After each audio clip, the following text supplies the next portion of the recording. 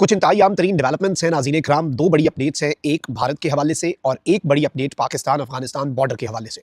एक तरफ तो अफगानिस्तान की साइड से अभी भी पाकिस्तान के बॉर्डर के ऊपर ना सिर्फ हमले बल्कि इन्फिल्ट्रेशन के अटेम्प्ट्स का सिलसिला जारी है। पाकिस्तान की सिक्योरिटी फोर्सेस की तरफ से लगातार ऑपरेशंस किए जा रहे हैं और एक इसी तरह का बड़ा घुमसान का रन पड़ा है पाक अफगान बॉर्डर पर। उसकी कुछ एक्सक्लूसिव डिटेल्स हैं जो आपके सामने रखनी है। तो वहीं दूसरी जानिब वॉशिंगटन पोस्ट की एक खबर मैंने कल आपके सामने रखी कि लाइन ऑफ एक्चुअल कंट्रोल जो है, जो भारत और चीन के दरमियान बॉर्डर है, उस लाइन ऑफ एक्चुअल कंट्रोल पे चीन जो है वो बड़ी खामोशी से भारतीय फौज का जो एक्सेस है उसे रोक रहा है और बफर जोन को इंडिया की साइड के ऊपर धकेल रहा है। और अब भारत जो है यूं लग रहा है कि उसे भी समझ लग गई है कि यहां पर आज नहीं तो कल हमें जंग लड़नी पड़नी है। इसलिए भारत ने एक नए मिलिट्री बेस और एक नए एयर बेस का इनॉग्रेशन जो है वो किया है और चाइना को एक बहुत क्लियर कट मैसेज जो है वो इंडिया की तरफ से दिया गया है। इसका मतलब यह है, जो सिग्नलिंग हमें इससे समझ आ रही है वो ये है कि इंडिया और चीन के दरमियान भी कशीदगी in the next few days या फिर in the next few weeks वो उसका आगाज हो सकता है। ये सारी डिटेल्स डिस्कस कर लेते हैं, लेकिन अगर अभी तक आपने इस वीडियो को लाइक नहीं किया तो लाइक जरूर कर दें। कमेंट सेक्शन में पाकिस्तान जिंदाबाद का नारा जरूर लिखें और जिन लोगों ने चैनल को सब्सक्राइब नहीं किया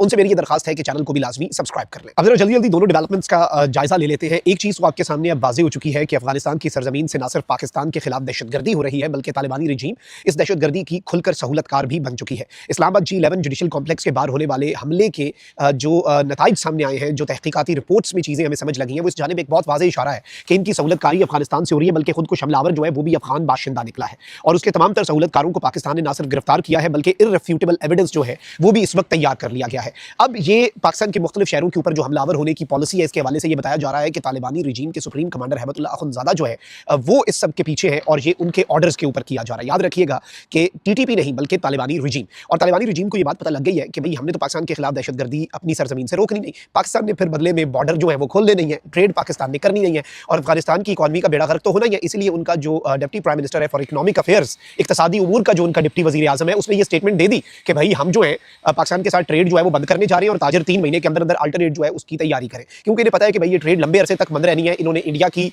प्रॉक्सी बनना कबूल कर लिया हुआ है और अब ये उसी के तनाजुर के अंदर सब कुछ करेंगे। तो इसमें भी कोई अब दूसरी राय, कोई इफ्स एंड बट्स जो है वो नहीं होने चाहिए।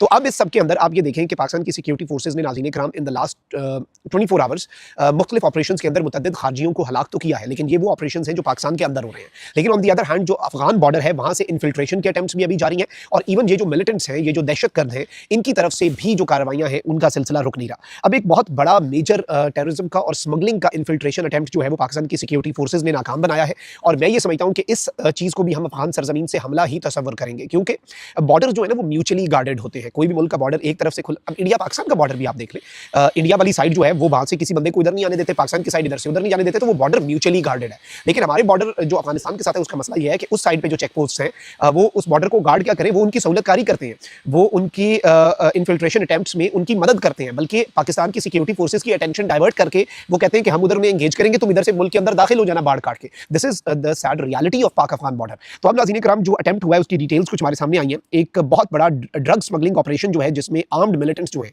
वो पिछली रात, अब ये डिटेल सामने आ रही है कि आर्म्ड मिलिटेंट्स जो कि मुसल्लह जंगजू हैं, दहशतगर्द हैं, वो थे और उनके पास बड़ी तादाद में स्मगलिंग के लिए जो मनशियात हैं, ड्रग्स हैं, वो उनके पास थी। और याद रखिएगा ये एक टेरर फाइनेंसिंग का मॉडल होता है। दहशतगर्दी जो है वो इन ड्रग्स का सिर्फ ये नहीं कि हमारे मुआशरे के अंदर, स्कूल कॉलेजेस के अंदर ये नुकसान पहुंचा रही है, बल्कि इसका जो असल नुकसान है वो यही होता है कि ये जो टेररिज्म की फंडिंग है वो इन इलीगल चैनल्स के जरिए की जाती है।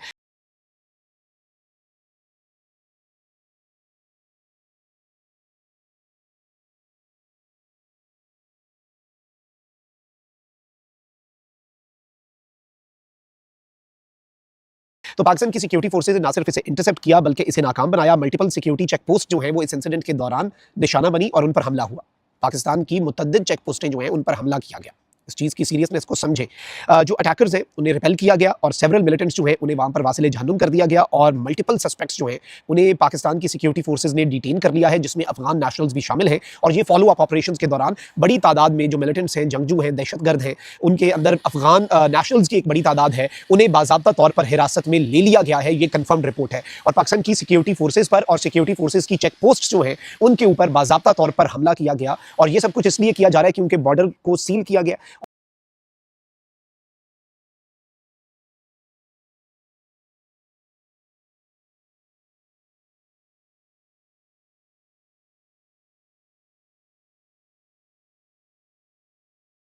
और ये जो दहशतगर्दी की फाइनेंसिंग और ये स्मगलिंग और ये पूरा नेक्सस है, इसे ब्रेक लगी हुई है। तो उन्होंने फ्रस्ट्रेशन के अंदर ये किया, लेकिन ये जो है ये नाकाम बनाया गया इनका मंसूबा।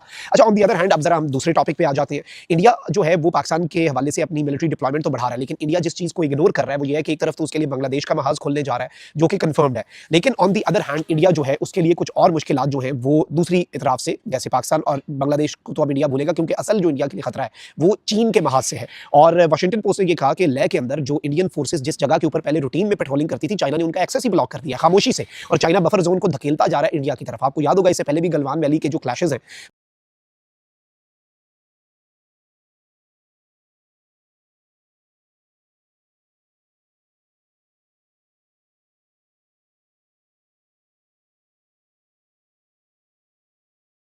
बाय द वे अब ये गलवान वैली की भी हिस्ट्री बदलने लगे हैं। एक बॉलीवुड मूवी आ रही है सलमान खान की, जिसमें वो गलवान वैली के ऊपर वो मूवी बना रहा है, तो अब पता नहीं उसमें ये क्या हिस्ट्री बदलते हैं, लेकिन रियलिटी ये है कि इंडिया के एरियाज जो है वो चाइना के पास है। बल्कि 3 इडियट्स मूवी का क्लाइमैक्स जिस जगह पे शूट हुआ वो अब इंडिया के पास जगह नहीं है, ये आप चेक कर सकते हैं, उस पर चाइना का कब्जा है। तो अब नाज़रीन इकराम, इंडिया जो है उसे ये बात समझ लग गई है कि तिब्बत के करीब चाइना ने अपने जितने एयरपोर्ट्स थे उन सब एयरपोर्ट्स को डुअल यूज के लिए, यानी वो सिविलियन यूज के थे, उन्हें कन्वर्ट किया कि वो सिविलियन प्लस मिलिट्री यूज के लिए एयरपोर्ट्स जो है वो एयरपोर्ट प्लस एयरबेस में कन्वर्ट हो जाए। तो एक हाइब्रिड मॉडल जो है वो चीन सामने लाया, ताकि यहाँ से जो जंगी तैयारे हैं, जो फाइटर जेट्स हैं, वो भी परवाज भर सकें, and on the other hand जो सिविलियन एयरक्राफ्ट है उनका काम जो है वो भी उसी तरीके से चलता रहे। तो इस सब के अंदर अब भारत जो है वो भी कुछ बड़े इकदाम करता हुआ हमें नजर आ रहा है। और अब इंडियन एयरफोर्स के चीफ ने एक नया एयरबेस जो है नाज़रीन इकराम उसका इनॉग्रेशन किया है।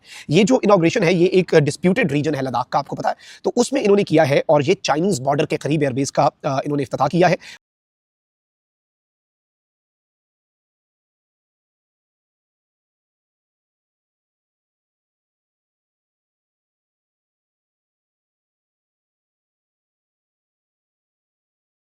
और ये वॉर प्लेन ऑपरेशंस जो हैं उन्हें हैंडल कर सकता है ये एयरबेस। याद रखिएगा, ये वॉर प्लेन जो हैं, जंगी फाइटर जेट्स जो हैं, उनके ऑपरेशंस को हैंडल करने वाला ये जो एयरपोर्ट है, ये एयरबेस है, ये तैयार किया गया है, इसकी रनवेज तैयार की गई हैं।